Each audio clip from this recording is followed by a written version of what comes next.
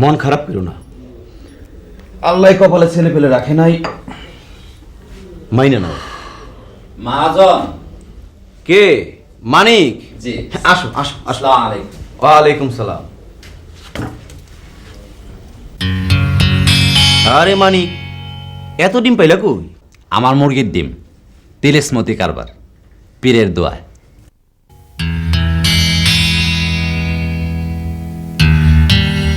পীরের দোয়া?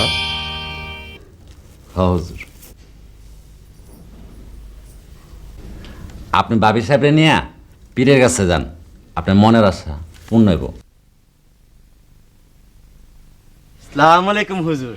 ওয়ালাইকুম আসসালাম। হুজুর, আমাদের কোনো সন্তানাদি হয় না, আমরা একটা সন্তান চাই হুজুর। বয় এখানে। হুজুর, এই দম্পতি আপনার কাছে দোয়া চায়, আপনি একটু মাথাটা নাড়েন। হুজুর, আপনার কারিশমা ছাড়ে।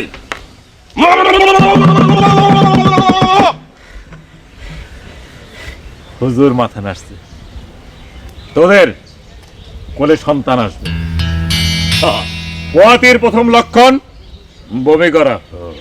আজ রাতের থেকেই তোর স্ত্রী বমি করতে শুরু করবে, কিন্তু একটা শর্ত, ডাক্তার কবিরাজের কাছে যেতে পারবি না, কারণ তাদের একটা ধারা আর বাবার আর একটা ধারা।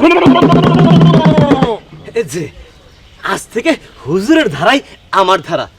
তা হুজুর, বেয়াদবি না নিলে আমি কিছু হাদিয়া দিতে চাইছিলাম। বেয়াদব! হুজুর হাদিয়া নেন না, তবে মন খুলে দিলেই হাত দিয়া পড়ে। আমি আমার অন্তর খুইলাই দিতে চাই হুজুর। হুজুর তাহলে আসি, আসসালামু আলাইকুম। যা যা যা।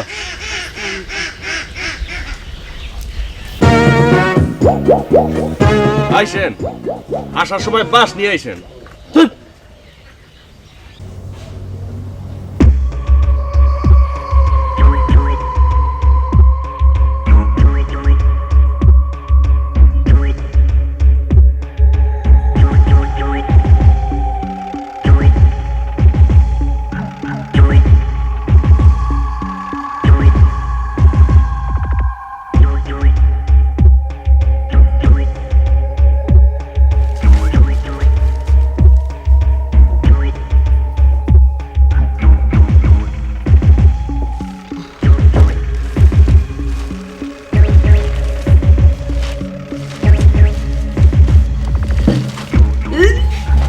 এই কি হয়েছে?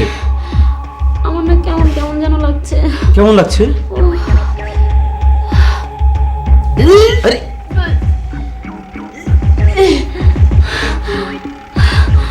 বমি বমি। বমি বমি? কাজ হয়েছে, কাজ হয়েছে এবার। আর ডাক্তার কবিরাজের কাছে যাওয়ার কোনো দরকার নেই। হুজুর, এই হুজুর বড় কামেল। হ্যাঁ,